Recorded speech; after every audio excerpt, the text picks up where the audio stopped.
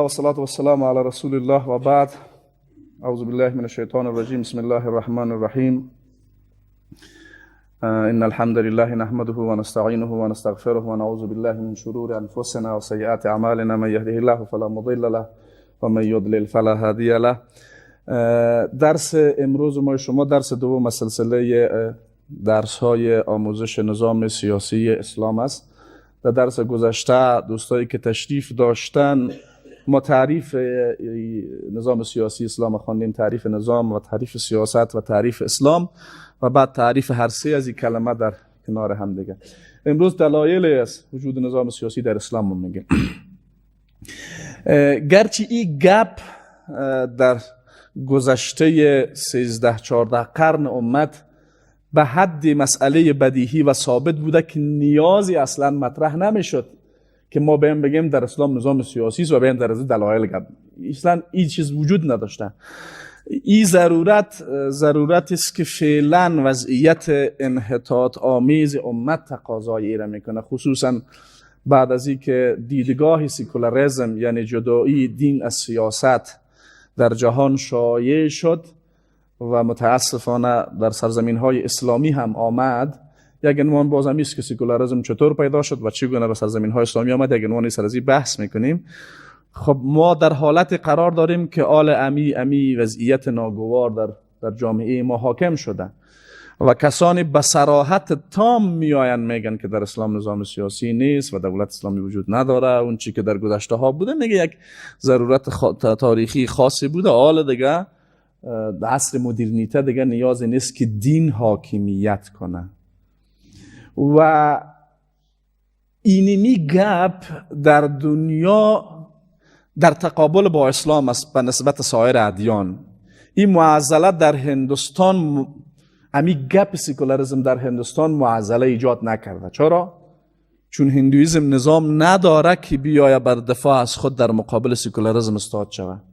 در ژاپن هم اینمی ادعا و دعوت سکولاریسم مشکل ایجاد نکرده، چون کنفوسیوس که در ژاپن دین رسمی و دین اکثریت مردم است نداره نظام سیاسی که آمده باشه بود در تقابل واقع شود. دقت کردین؟ و در جهان مسیحیت هم همونطور. گرچه در جهان مسیحیت عملا مسیحیت حاکمیت کرده، اما در منابعشان به عنوان یک اصل بسیار مهم مثل که در اسلام هست وجود نداشته. به خاطر این تقابل در اونجا ایجاد نشده. حالا شما ببینین ژاپن کت غرب در مسئله سکولاریسم تقابل نداره. چین کت غرب در باب سکولاریسم تقابل نداره، به خاطر که بودایزم نداره تو چیزه. این تقابل در جهان اسلام است. دقت کردیم مثل که در درس قبلی اشاره کرده بودیم که یعنی یکی از اساسی ترین نقاط تقابل میان اسلام و غرب در همین نکته است که غرب به عنوان داعیه‌دار نظام سکولاریسم و به عنوان قدرت برتر نظامی و سیاسی در دنیا این مفکوره را میخواهد در دنیا حاکم بگردانه و چون در تقابل با اندیشه اسلامی با مسلمان ها در جنجال واقع شده. دقت کردین؟ به این خاطر که مسلمان ها متاسفانه حاکمیت سرزمین های اسلامی به دست مسلمان هایی که باورمند اصیل به اندیشه اسلامی باشن نیست و امور رقم رسانه هایی که در جهان اسلام تبلیغات میکنن اونا هم به دست مسلمان هایی که از باورمندان اندیشه اصیل اسلامی باشن نیستن. این باور زود و زیاد شایع شد. دقت کردین؟ هم زود و هم زیاد شایع شد در جهان اسلام که گویا اسلام نظام سیاسی نداره و فلان بمدان. غالبا کسانی که مخالفت با نظام سیاسی را میکنن از چند زاویه است. زاویه اولش از لحاظ فکری است. یک عده کسانی میان از لحاظ فکری و ریشه‌ای یعنی عقیدتاً را انکار میکنن. یک عده کسانی اگر این جرأتشان تا او حد نیست که بیان عقیدتاً را انکار بکنن، از لحاظ عملی میان به اصطلاح چی میکنن؟ مخالفت میکنن و دلایل برای مخالفتشان، یکی از بارزترین دلایل برای مخالفتشان است که استناد میکنن به عملکردهای غلطی که مسلمان ها به عنوان حاکمیت اسلامی در تاریخ خود تجربه کردن. دقت کردید مثلا وقتی برش بگی نظام اسلامی اتوماتیکا میگه خب نظام اسلامی مثل نظام فلانی ها واری بود که اتو کردن. دقت کردید یعنی نمونه های چی را ذکر میکنه؟ نمونه های خطای را ذکر میکنه تا ای که مسلمان ها را چی کنه؟ خاموش بکنه. چون غالبا ما گاهی وقتا خطاهای ما به حدی زیاد بوده که توان دفاع از اون خطاها را نداریم، میایم خاموش میمونیم. اما یک نکته را در اول خوب است دوستان دقیق بفهمن، او است که ما وقتی از نظام اسلامی گپ میزنیم منظور ما کدام نظام است. میفهمین؟ که به خاطری که از این گپ از ابتدا به اصطلاح موضوع به ما حل باشه. نمونه حقیقی و عینی از نظام واقعی اسلامی که مورد تایید منابع معتبر شرعی است دوران رسول الله صلی الله علیه و سلم و دوران خلفای راشدین است. بس دقت کردین؟ نمونه حقیقیش دوران پیامبر صلی الله علیه و سلم و دوران خلفای راشدین. معنای گپ من این نیست که بعد از اون دیگه کل از خلافت‌ها غیر اسلامی است. نه، خلافت هایی که بعد از دوران خلفای راشدین آمده هم کلیتشان بله اسلامی بوده، اما خطاها و اشتباهات دونها بوده که نمیتونه الگو باشن. فرق از بین این دو گپ ها، یکی نظام حقیقی اسلامی است، یکی نظام اسلامی است که خطاهای داره. وقتی ما از نظام اسلامی گپ میزنیم از نظام اسلامی الگو گپ میزنیم، نه از نظام اسلامی که خطاها و اشتباهات داره. دقت کردین گپ مرا؟ پس این گپ خوب در ذهنتان بگیرین و هر وقتی که از نظام اسلامی گپ زدین و کسی آمد گفت که نظام اسلامی یعنی فلانی بگو، ما غرض نیست از فلانی، ما از فلانی دفاع نمیکنیم.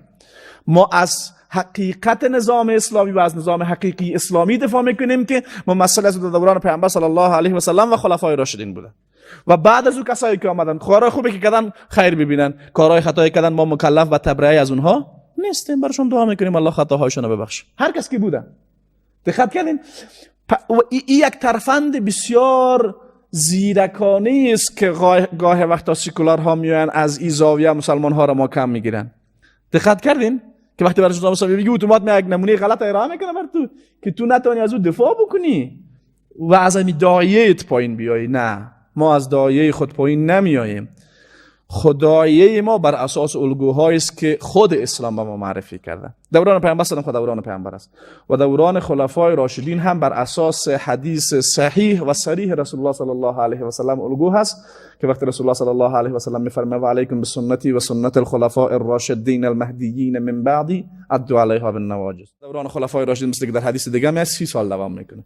رسول الله صلی الله علیه و سلم از سال اول هجری تا سال 11 هجری خلافت اسلامی را و حکومت اسلامی را و نظام اسلامی را خودش اداره کرد.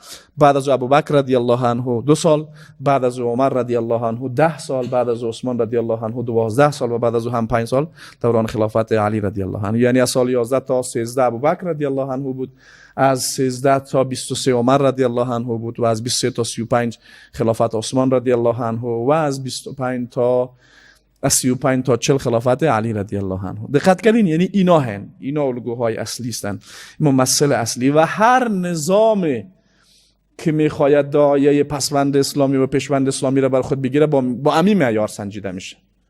هر قدر به امی معیار نزدیکتر بود به همون اندازه اسلامی است و هر قدر از این معیار کمتر بود به همون اندازه از اسلام چیز کم داره. دقت کردین؟ و این ذهنیت که در یک چیز یا اسلام کامل است یا ایش نیست غلط است. دقت کردین؟ با همین خاطر اهل سنت عقیده دارن که مسلمان ایمانش کم زیاد هم میشه. این تنها در بعد فردی نیست، در بعد اجتماعی هم هست، در بعد نظام هم هست. دقت کردین؟ یا پابندی یک مسلمان به اسلام. مثلا همین ما شما چند نفر در همینجا هستیم، خب همه گی اسلام ما یک اندازه میتونه بوده باشه، خیلی شاید از ما از پایین ترین درجات از اسلام ایمان داشته باشیم. دقت کردین به نسبت دیگران. پس اینمی گپ که بعضی ها تصور میکنن نی در مورد افراد تنها میتونه بوده باشه، تو نیست، در مورد نظام هم هست. به همین خاطر رسول الله صلی الله علیه و سلم مثلا وقتی در باب نظام گپ میزنه در اموری که پایینتر به تعبیر خود پیامبر پایینتر از حد کفر بوا باشه اجازه مخالفت با نظام نمیده. دقت کردین؟ البته احادیثی که در این باب اومده زیاد قابل مناقشه هست و مناقشه و ارزیابی او احادیث در گنجایش درس محدودی که ما شما داریم نیست، اما انشاءالله در بیرون از این محدوده اگر باز فرصت شد بحث درش خواهد کردیم. دقت کردین که رسول الله صلی الله علیه و آله مثلا میگه که شما در مورد زمامدارا چی نکنین الا ان ترى کفرا بواحا عندنا من الله فيه بران، تا که از زمامدارا کفر بواح نبینین، تا که در مقابل الله متعال یک دلیل داشته باشین. معنای گپش چیست؟ معنای گپش چیست که پیامبر صلی الله علیه و آله قائل میشه به این که نظام‌های هستن که چی از لحاظ اسلامی پابندیشون به اسلام موارد کم و زیاد میشه و ضعیف و قوی میشه و موارد از این قبیل. به هر ترتیب این نوع مقدماتی است که در این باب دوستا باید بفهمن که ما البته یک نکته دیگه هم هست، او ایست که گاه وقتا یک عده در باب اصطلاحات مخالفت میکنن. دقت کنید مثلا یک نفر من میگه که نظام اسلامی فقط خلافت اسلامی است، یک نفر دیگه میگه که نه فقط امارت اسلامی است، یک نفر دیگه مثلا میگه که آل جمهوریت اسلامی است. چیزای زیاد است. گرچه اگر ما خواسته باشیم اصطلاحات اصیل اسلامی را حفظ بکنیم، طبعا اصطلاح معمول و مشهور در تاریخ اصطلاح خلافت اسلامی بوده، اما اصل این اصطلاحات نیست. بیخی ما یک اصطلاح بیخی نو دیگه جور کنیم. مهم چیز ساختار نظام است که اون نظام مرجعیت نظام اسلامی چیست، مرجعیت شریعت اسلامی باشه و عمل کردش مطابق اسلام باشه، ولو پسوند اسلامی نداشته باشه که خود اسلامی است. دقت کردین؟ یک نظام مرجعیتش کجاست؟ مرجعیت قانونی شریعت اسلامی است و عمل کردش هم مطابق به چی پیش میره؟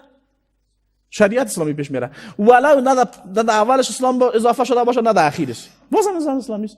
و یک نظامی که هم در اولش پیشوند اسلامی داشته باشه هم در اخیرش پسوند اسلامی داشته باشه، خب مرجع شریعت اسلامی نباشه و عمل کردش با اسلام برابر نباشه، اسلامی نیست. پس اصطلاحات مهم نیست، بلکه حقیقت یک موضوع مهم است. و می خاطر علما یک اصطلاح دارن میگه لا مشاهده فی الاصطلاح، در اصطلاح مناقشه نیست. دقت کنید که یک نفر بگه که مثلا خصوصا که این اصطلاحات منسوسی غیر قابل تعدیل نیست. ما در تاریخ اسلام اصطلاحات زیاد به عین مفهوم کلمات مختلفه به کار برده شده، نه؟ به عین مفهوم چی شده؟ کلمات مختلفه به کار. مثلا مرز امامدار مسلمان هم خلیفه گفته شده، هم امیر گفته شده، هم امام گفته شده، هم یک چیز دیگه گفته شده، فرق نمیکنه. دقت کردین؟ پس مهم مفهوم است نه کلمات و اصطلاحات. مثل که ما فعلا در شرایط امروزی در جنگ اصطلاحات قرار داریم. نه امروزا که سر صدا اصل هستیم یک میگه ما جمهوریت اسلامی میگیم، ما امارت و گدوری زیاد است، بیخی یک کلمه نو بگن. خب مهم چیست؟ مهم است نظامی که ایجاد میشه مرجعیت تشریعیش که گپ اول است که به تعبیر برادر تسلیم بودن به حاکمیت الله تمثیل میشه، شریعت الله متعال باشه و از لحاظ رفتار و عمل کرده مطابق آنچه الله متعال گفته، آنچه پیامبرش گفته عمل بکنه، اسلامی است. دقت کنیم ولو نامش بیخی یک چیز دیگه وانیم. به هر ترتیب قاعدتاً ما وقتی یک اصطلاح را به اسلام پیوند میتیم، برای بودن و نبودن اصول اول به مرجع اولی شریعت مراجعه میکنیم که چی هست؟ کتاب الله متعال، و دوم هم سنت رسول الله صلی الله علیه و سلم، و سوم هم اجماع و بعد از اون تو قیاس و چیزای دیگه از این قبیل. خب اول آیا در قرآن کریم ما دلایل برای وجود آنچه ما از او امروز به نظام سیاسی اسلام تعبیر میکنیم در وجود داره یا نه؟ دقت کنید، ما دوباره تکرار میکنم که بازی کلمات چی نیست، چون یک ترفند جریان به نام نوندیشای دینی امیست که تو وقتی نظام اسلامی بگه محاکمت میگه اعلی میگه تعریف بر از پیامبر که گفته باشه نظام سیاسی اسلامی، این ترفند بسیار طفلانه هست. دقت کنین این تعبیر امروزی است که ما از این مفهوم داریم. اگر یک کسی یک مفهوم دیگه هم بگه مشکلی نداره. خب دلیل اولی که در قرآن کریم در این باب وارد است و من فکر میکنم یک موضوع اساسی است و محوری است که ده‌ها آیت قرآن کریم و حتی مبالغه نیست اگر بگیم صدها آیت قرآن کریم الله تبارک و تعالی در اونا دستور میده و امر میکنه بر ازی که حاکمیت تشریعی در اسلام، در جامعه اسلامی از آن الله باید باشه. یک. دوم، حکم در جامعه اسلامی از آن الله هست. حکم به معنای وضع قانون، تشریع. دقت کردیم؟ و الله متعال در ده‌ها آیت هم بر پیامبر صلی الله علیه و سلم و هم بر امت اسلامی امر میکنه که احکامی را که الله نازل کرده را در جامعه باید چی بکنین؟ تطبیق بکنین. پس ما در باب مکلفیت در مقابل دین الله متعال دو نوع مکلفیت داریم. یک، مکلفیت تشریعی یا اعتقادی که باورمند به حاکمیت الله باشه. باورمند به چی باشیم؟ به حاکمیت الله باشیم که هیچ کسی به غیر از الله صلاحیت تشریع و قانونگذاری نداره. دوم، تشریعی را که الله متعال توسط پیامبران الهی برای بشریت آورده در زندگی عملی خود چی بکنیم؟ تطبیق و عملی بکنیم. امی طرفندی را که سکولارا با بازی میکنن وقتی برش بگه حاکمیت الهی و میگه اصطلاحی است که نو موجودی جور کرده با سید قطب از او تقلید کرده، می اصطلاح را به کار بردار شما آمده میگه باره میگن. دکتر قرضاوی در کتاب فقه سیاسی خوب گپ میگه این یک گپ بسیار طفلانه است که سکولارهای امروزی میگن. وقتی مثلا میام مودودی اصطلاحات چهارگانه در قرآن نوشته میکنه و یکی اله را میاد توضیح میده بود سیاسی میگه این ابتکار مودودی نیست دیگه. این الحکم الا لله گپ مودودی نیست. دقت کردین؟ و میخاطر او یک مثال بسیار خیلی خوب میگه کسانی که مفاهیم اسلامی را خوب دقیق نمیفهمن یک بار به کتاب اصول فقه مراجعه بکنن که مرجع اول بر حکم چیست. در نزد همه امت یک امر کاملا اتفاقی بوده. ابتکار مودودی و سید قطب احمد محمود نیست. درست است اینا به تعبیرات امروزی آمدن که اصطلاحات به کار بردن. دقت کردین؟ مثلا توحید حاکمیت یا توحید در تشریع. توحید در تشریع درست است اگر این اصطلاح به این لفظ معمول نبوده، اما مفاهیمی که در قرآن کریم به این دلالت داره در قرآن نو جور شده. بسیار گپ طفلانی است که یک نفر بیاد به اصطلاح جدال کلمات برا بندازه. خب آیات در این باب بسیار زیاد است. من چند آیات قرآن کریم را در اینجا برای شما ذکر میکنم که الله تبارک و تعالی اول میفرماید و انزلنا الیک الکتاب بالحق، ما نازل کردیم بر تو ای پیامبر کتاب را به حق. این محتوای چیزی است که برای پیامبر نازل شده حق است. چرا؟ الحق من ربک، حق و نموس که از جانب الله متعال. خب چی میکنه؟ مصدق لما بین یدیه، تصدیق میکنه آنچه که پیش از شما بوده. من الکتابی از کتاب‌های قبلی که تورات و انجیل و زبور و دیگرها باشه. خب و مهیمنا علیه، آنچه که قرآن نازل کرده، آنچه که الله به پیامبر نازل کرده، این کتابی است به حق. یک صفت. دومش تصدیق کننده کتاب‌های قبلی. سومش مهیمنا علیه، مسلط به اونها است. مفهومش چیست؟ مفهومش است که چون کتاب‌های قبل از قرآن تحریف شدن، درست و نادرست بودن مفاهیمش امروز قرآن حکم میکنه. دقت کردین؟ به همین خاطر هر آنچه از کتاب‌های قبلی به ما آورده شود که در تقابل با قرآن بود، او وحی الهی نیست. و هر آنچه که از کتاب‌های گذشته امروز آورده شود که موافق با قرآن بود، بله وحی از جانب الله متعال. و آنچه که از کتاب‌های قبلی آورده شود که در قرآن و سنت در موردش نه انکار شده نه هم تایید شده، ما در این مورد چی موقف داشته باشیم؟ نه رد میکنیم نه هم انکار تایید. چرا نه رد میکنیم نه هم تایید؟ به دلیل از این که میشه ما او را رد بکنیم و او از وحی نازل شده از جانب الله متعال باشه، و ما اگه تاییدش بکنیم باز میشه که او چی بوده باشه؟ وحی نازل شده از جانب الله نباشه. و می خاطر یک قاعده هست. خب در باب اهل کتاب، از اهل کتاب آنچه که میاره ما چی موقف داشته باشیم؟ دقت کردیم؟ در آنچه که موافق قرآن و سنت است تاییدش میکنیم، آنچه که مخالف با قرآن و سنت است ردش میکنیم. دقت کردیم؟ و آنچه که در قرآن و سنت در مورد تایید و ردش چیز نیامده چی میکنیم؟ سکوت میکنیم. مثلا آنچه که موافق قرآن و سنت است رسالت انبیا علیهم السلام. دقت کردیم مثلا در انجیل هم رسالت موسی و پیامبران قبل از او صحبت میشه، از رسالت عیسی صحبت میشه. اینو ما تایید میکنیم.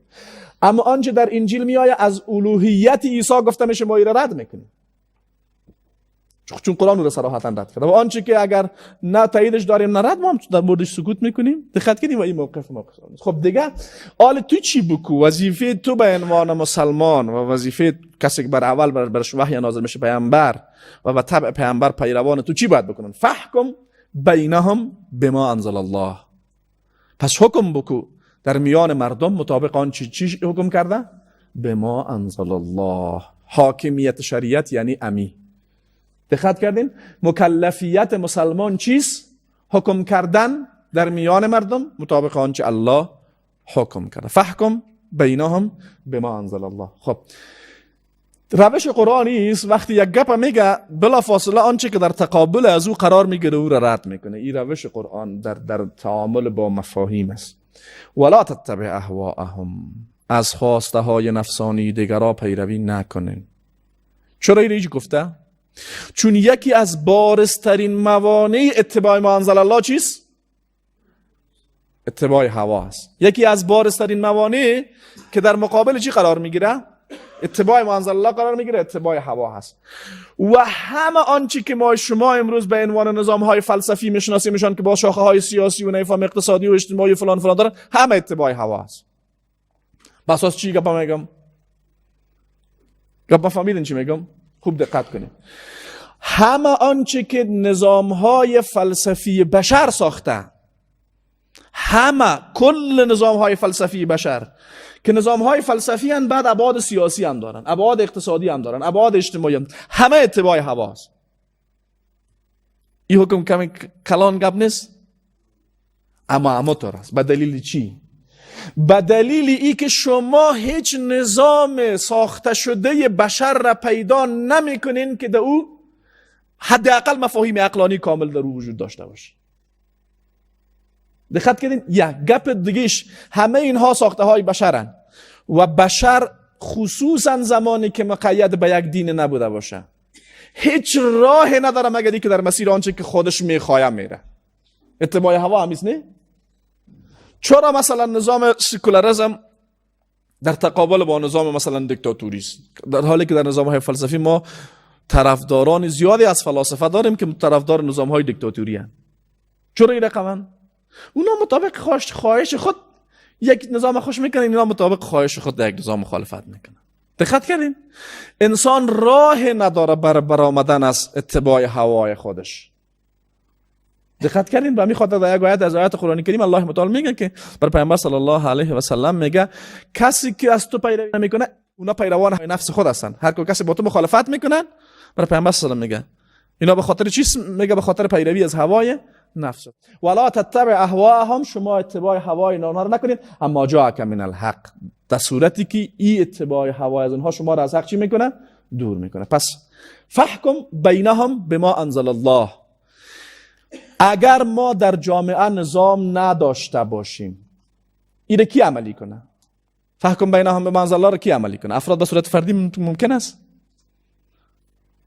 امکان تطبیقی از این وجود نداره. یک دوم این فریضه هست، امور استحبابی نیست و از مهمترین فرایض و از هر فریضه دیگه قدم مهمتر است، چون این اصل حاکمیت تشریعی الله رو نشان میده. دقت کنین؟ و کسی که به اصل حاکمیت تشریعی الله قائل نبود خب به امور فرعی از او دیگه طبعا تسلیم نمیشه. ما شما چرا نماز میخوانیم؟ به خاطر که تشریع از جانب الله. چرا روزه میگیریم؟ به خاطر که اگر یک کسی اصل حاکمیت تشریعی الله را قبول نداشته باشه باز نماز خواندن از او به معنا نیست. به معناست دیگه. تو اصل گپ قبول نداری باز میداری اگه امر فرعی چی میکنی؟ اتباع از او را میکنی. پس ما به الله متعال ای که هر حکم از احکام الله را قبول داریم و عملی میکنیم، این یک دلیل بر تسلیمی ما برای حاکمیت تشریعی الله متعال است. دقت کردین؟ این دلیل بر چیز؟ بر تسلیمی ما برای حاکمیت تشریعی الله متعال هست. و مفهوم این الحکم یعنی نیست حکم کردن، حکم به معنای تشریع مگر از آن کی؟ مگر از آن الله. یکی حاکمیت تشریعی است، یکی حاکمیت به تعبیر امروزی سیاسی. حاکمیت سیاسی یعنی یک نفر را میره به عنوان زمامدار تعیین میکنیم. این در اسلام هست که مردم میتونن کسی را به عنوان زمامدار خود تعیین بکنن. دقت کردین؟ اما حاکمیت تشریعی را کس نقض کرده نمیتونه. خیلی ها همین مفهوم دقیق نگرفتن. دقت کنید وقتی مثلا برای میگه که مسلمان ها حق دارن برن زمامدار تعیین بکنن، او میگن نه ان الحکم الا الله، یعنی تصور میکنن تعیین زمامدار در تقابل با چیز؟ با آیات، در حالی که رقم نیست. ان الحکم الا الله زمامداری تشریعی را میگه، اما چی کسی این تشریع تطبیق بکنه؟ زمامداری که از جانب خود مسلمان ها تعیین شود. دقت کنید، یا به تعبیر دیگه ما وقتی میگیم فلانی حاکم است، این حاکم دو مفهوم داره، یکی حاکمی تشریعی، یکی حاکم سیاسی. حاکمیت تشریعی در اسلام از آن کیست؟ از آن الله. هم حاکمیت سیاسی به دست خود مسلمان هاست نه؟ یا ایها الذین آمنوا اطیعوا الله و اطیعوا الرسول و اولی الامر منکم، از خود شما. دقت کنید مسلمان ها میتونن این کارو بکنن. خب دیگه و ان احکم بینهم بما انزل الله، و باید حکم بکنن و ان احکم با صیغه های تاکید میاد و باید و قطعا باید حکم بکنن بینهم در میان مردم بما انزل الله، مطابق آنچه الله حکم کرده. ولا تتبع اهواهم، ببینید همیشه روش قرآنی است. ولا تتبع اهواهم، اتباع هواهایشان نکنید. و حذرهم، و خوب متوجه باشیم ان یفتنوک عن بعد ما انزل الله الیک. خوب متوجه باشین که حاکمیت تشریعی الله تجزیه پذیر نیست که در یگان چیز کار چی کنین؟ به کس دیگه اجازه بدین. نه، گپ، سخن، موقف، شعاری از هر چیزی که در تقابل به ما انزل الله بود باطل است. در یک مورد هم قابل تنازل نیست. حاکمیت تشریعی الله در یک مورد قابل تنازل نیست. تنازل یک مورد تنازل از کل اسلام است. مثل که ما شما در درس قبلی تعریف اسلام خواندیم، فهمیدین؟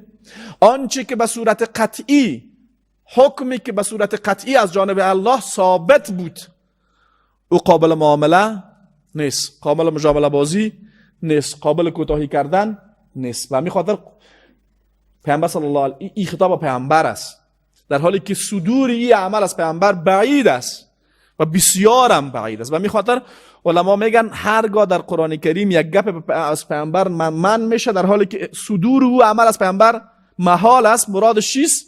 مرادش امت پیامبر صلی الله علیه و سلم. مثل که الله تعالی بر پیامبر میگه که لئن اشرکت لیحبطن عملک، اگر تو شرک بورزی کل اعمالت باطل میکنیم. و پیامبر شرک نمیورزه، قطعا پیامبر از همه چیز در رأس از کفر و شرک مبرا هست. مرادش چیست؟ امت رسول الله صلی الله علیه و سلم. اینجا هم الله تعالی بر پیامبر میگه و حذرهم، به خوب متوجه باش، به خوب دقت داشته باش، ان یفتنو، که ای که تو را در فتنه بندازن. فتنه چی را میگن؟ میفهمین؟ فتنه او را میگه که ظاهرش خوب است اما در باطن از او چیست؟ یک خرابی وجود داره. دقت کردین؟ ان یفتنوک عن بعد ما انزل الله الیک. خوب دقت کنین، بعد ما انزل الله را دقت بکنین. در آیات بعدی حکم این گپ میگه اگر کسی ان بعد ما انزل الله الیک اگر عدول بکنه چی میشه. در اینجا میگه نکنین. اگر کد چی در آیات بعدی باز حکمش میگه. خوب دقت کنین، یعنی اصطلاح چی را؟ بعد ما انزل الله الیک. بعد یعنی بعضی ها مثلا که میگه مثلا بین 100 دو دانش استثناء بکنیم میشه چی؟ بعدش. واحذرهم یفتنوک عن بعد ما انزل الله الیک. خب فان تولوا، اگر تو از این گپ روی گرداشتی یا اگر دیگرها از قبول حکم روی گرداشتن، فعلم، خوب بدانین انما یرید الله و یصیبهم ببعض ذنوبهم. این خوب بدانین که الله متعال میخواد که پر از اونها برسانه یک مصیبتی را، یک عذابی را به خاطر بعضی گناهانی که مرتکب شدن. و ان کثیر من الناس لفاسقون، و اکثریت مردم از حکم الله متعال چی میکنن؟ میبرن. فسق در لغت قرآن از لحاظ لغوی فسق به معنای چیست؟ خروج عن طاعت الله. فسق در مفهوم شریعه به معنای چی؟ خروج عن طاعت الله. و در قرآن اغلبا فسق به معنای کفر است. اصطلاح قرآنی که در قرآن غالبا فسق به مفهوم چی میاد؟ کفر، مگر اینکه یک قرینه وجود داشته باشه که از مفهوم کفر بکشه. مثل چی واری؟ مثل او آیات واری که میگه اگر کسی پیش شما آمدن از شما را چیز خبر دادن، ان جاءکم فاسق بنبأ فتبینوا. اینجا دیگه فسق به معنای کفر نیامده. دقت کردین ان شاء الله. خب در آیات دیگه الله متعال بر پیامبر صلی الله علیه و سلم دستور میده، امر میکنه فلذلک فدعوا. به خاطر میگه یعنی قبلا حکم دیگه است، میگه به خاطر مردم دعوت بکو با آنچه که تو را به او امر کردیم، چون وظیفه پیامبر چیست؟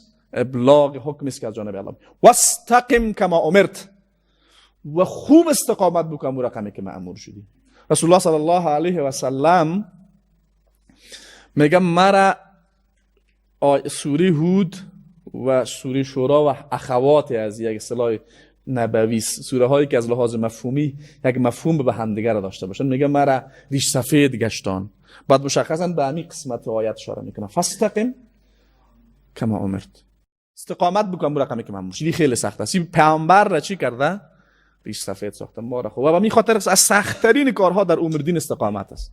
استقامت در امور دین بسیار کار سختی است و اسباب مختلف داره و عوامل مختلف داره. یک دو سه خطبه در این باب داره، مگه دوستا باز میخواستن میشه اون بشنون. ولا تتبع اهواهم. باز قرآن کریم منهجش چیست؟ چیزی را که بیان میکنه، آنچه را که او را نقض میکنه را انسان از او بیم میته. ولا تتبع اهواهم. و قل، و بگو آمنت بما انزل الله، من ایمان آوردم با آنچه که الله نازل کرده. یک امر عملی محض نیست، یک امر چیست؟ یک امر اعتقادی بسیار مهم. و قل، بگو و مردم بگو، اعلان کو و ابلاغ کو آمنت بما انزل الله، آمنت بما انزل الله، من ایمان دارم اون چه الله نازل کرده، من کتاب، از کتاب و احکامی که مشتمل مبوس. و دیگه چیست؟ مکلفیت ما اینجا خلاص میشه نه. و امرت لاعدل بینکم، و من مأمور هستم در میانتان عدالت کنم. اینجا یک قاعده دیگر را براتون میگم. هر نظامی بغیر از نظام الهی نظام ظالمانه است. یک نفر بگه این بسیار حکم کلی بسیار خطای میتن. نه خیر، این دقیق است. چرا؟ به خاطری که هر نظامی را که الله نداده بشر ساخته و کل توانایی یک بشر را نه که کل بشر را اگر جمع بکنیم در ساختن نظام عادلانه بر زندگی بشر ناتوان است. فهمیدین؟ اگر انسان ها توانایی ساختن نظام عادلانه الهی را بر بشر می داشتن، الله با او را نازل نمیکرد دیگه. میمون بر خود انسان ها، چون الله متعال حکیم است و حکیم او ذات را میگن که بی موجب کار نمیکنه. یعنی کار را که خود نفر بتونه دیگه الله نیاز نیست کار بکنه. خیر از مسائل است الله متعال بر ما شما حکمش نازل نکرده. نه چرا؟ او رو به زمانه خود ما توان اجرای از او داریم. دقت کردین؟ اگر ما میتونستیم، ما انسانیت، ما بشریت، ما انسان ها اگر میتونستیم نظام عادلانه بر زندگی خود بسازیم، الله متعال نظام نازل نمیکنه. میمون بر خود ما شما و این تنها در حد ادعا نیست. زندگی بشر از زمانی که ثبت شده تا آله کلش ببینین، یک نمونه کوچک از نظام عادلانه کامل شما پیدا کرده نمیتونین که بشر ساخته باشه. در یک بخش حتی تنها مثلا در باب مثلا مسائل نظام اقتصادی، تنها در باب نظام سیاسی، در یک بخشش، حتی در یک بخشی از بخشی نظام هم کسی نمیتونه یک نظام بسازه. دقت کردین؟ و امرت لاعدل بینکم، و من مأمور هستم. این صیغه های قرآنی صیغه های بسیار عجیب است. اصطلاحات قرآنی و کلمات قرآنی بسیار عجیب است. گاهی وقتا یک نفر به شما یک گپ امر میکنه، میگه برو فلانی جای. خب این جمله امر است، نه؟ امی گفت برو فلان جای امر است، اما اگر گفت من تو را امر میکنم که بری، جمله دومی بسیار تاکید داره. نه؟ قرآن کریم موارد مهم به همین صیغه گفته. اینجا الله متعال میگه و امرت، من مأمور هستم، مأمور شدیم لاعدل بینکم، در بینتان عدالت بکنم. با وسیله چی؟ آیا نظام غیر نظام الهی میتونه در بین بشریت عدالت بره؟ قطعا ممکن نیست. خب الله ربنا و ربکم، الله رب ماست. چی نسبت بین از این گپ بین مفاهیم قبلی است؟ رب امور میگن که آفریننده و تدبیر کننده باشه و حکم نازل شده از جانب الله برای تدبیر امور زندگی ما هست و تسلیم شدن به او به معنای اعتراف به ربوبیت الله هم هست. به همین خاطر این نقض ربوبیت است. الله تبارک و تعالی وقتی اهل کتاب ملامت میکنه میفرماید که اتخذوا احبارهم و رهبانهم اربابا من دون الله، اونا بزرگان دینی خدا و پیشوایان خدا به غیر از الله رب گرفتن. عدی ابن حاتم پیش پیامبر میاد در حدیثی که ترمذی روایت کرده و حدیث حسن و صحیح است، میگه یا رسول الله ما کلامای دینی خدا خود چی نمیکردیم، عبادت نمیکردیم، چرا خدا گفته که اینا آمدن بزرگان دینی خدا رب گرفتن؟ الله پیامبر صلی الله علیه و آله میگه آیا هر چیزی که اونا حلال میکردن و حرام شما قبول میکنین یا نه؟ پیامبر عدی میگه بله. پیامبر میگه و ذاک عبادته، همین عبادتش است، همین رب گرفتن است دیگه. دقت کنید اینجا الله متعال چی میگه؟ الله ربنا و ربکم لنا اعمالنا و لکم اعمالکم.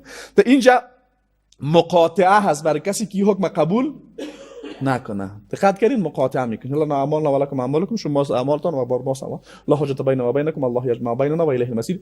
حجت را ما برای شما تمام کردیم که تسلیم میشین یا نمیشین کار خود شما هست و الله متعال ما شما را در روز قیامت جمع میکنه و بازگشت ما به طرف الله متعال. دیگه را کمی که زودتر میگم که نمانه.